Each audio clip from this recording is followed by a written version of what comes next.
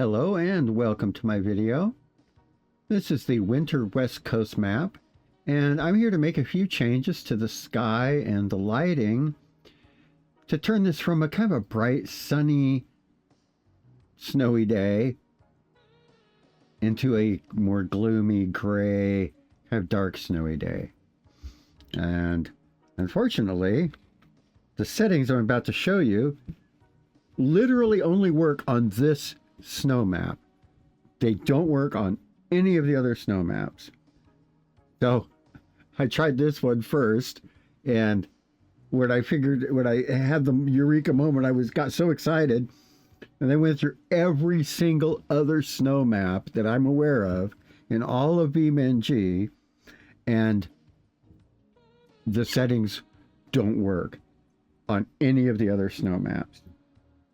So when I get to the bottom of it, I'll come back and make another video and show you how to make changes to those other maps. Not counting the mod. There's a mod. Well, there'll be a video about a mod that seems to be able to make a good snowstorm on pretty much any map. So we'll cover that soon in another video coming up sometime soon. So be sure to click the subscribe button. Now let's make the changes I'm talking about here. These will all be done in the world editor, which you enter the UI by tapping the F11 key.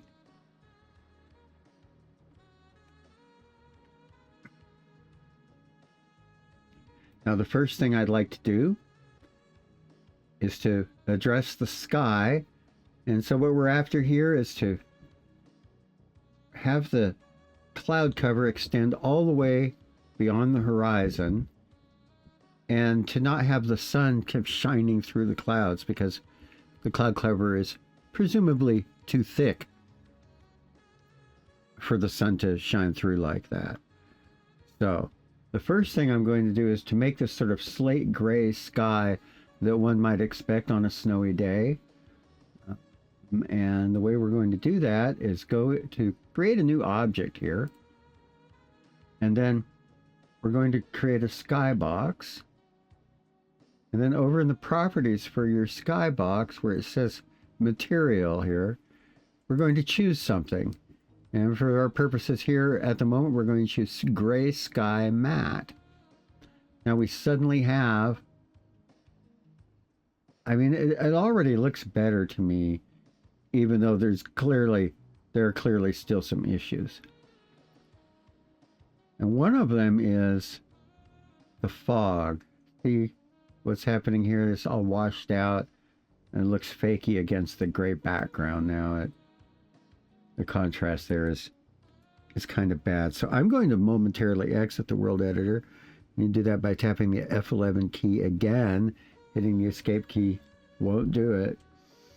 And then I'm going to go into the environment and just back off on the fog here completely. I think that looks much better. Now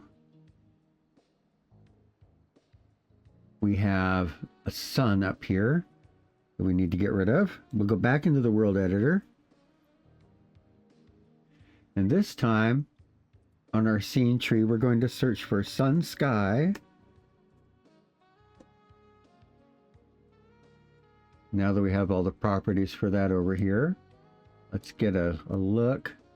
Let's get our sun in the image. All right. Well, there are two properties that create the sun. One is the glowing orb, and the other is the flare. And these are two separate areas and two separate images. So for our sun size, we can go ahead and drop it to 0, but we still have the sun flare. You literally didn't even notice anything happen there, did you? But it actually did. And then if we go down to I believe it's under miscellaneous. Yes, here we are. You can approach it either way. You can either make the flare scale 0 and leave the image in place, or you can simply turn this to none. Now the Sun has disappeared from the sky. But we still have shadows as though it were still there. So the next thing we do is we scroll down to advanced lighting, and there's a shadow area here. And we're going to soften the shadows. Just, it's a matter of mostly taste, I guess, to make it a little more realistic. I'm going to try I've been trying a lower and lower number. What's the lowest number that looks good? I was using 4. And I think I'm going to go back to, I'm going to go up to 2 on this. I think I like that a little better. All right, and now the final touch has to do with how bright everything looks. It especially shows up here on the back. Again, it's like that light source is still there. And this is another setting that I discovered sort of by accident, that it does exactly what we want right here. And that is under Advanced Lighting Light Map. This item represented in Light Map. Not exactly sure what that means, but when I click on it, there we go. That bright shine disappeared and everything has more of a muted, lower light, diffused light look to it. And I think that looks pretty awesome myself. So, there are other levels of manipulation we can do, but this really just, what is it, 4 or 5 things. You can change it. Once you get it down, it'll take you less than a minute to make those adjustments. Came back for a minute because there was one thing that was bothering me about this. I think we could get a better sense of continuity between the earth and sky. Like the hue doesn't quite match. And so I'm going to go ahead and go back into the world editor, and I'm going to manipulate the Rayleigh scattering. I believe that's how it's pronounced. Looks like I gotta scroll up here. And I'm going to increase this from 0.001 to 0.002.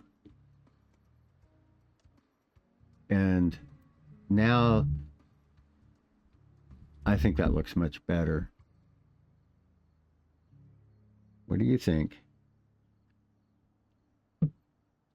So I think that does it.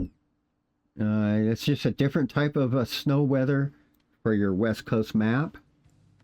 And I'll be back to offer up more tips and tricks and have some fun playing around with the weather. And of course, I like to break things. So there'll always be that. Oops. I meant to drive a little farther than that before I crashed. See you in the next video. Thanks for being here. Bye.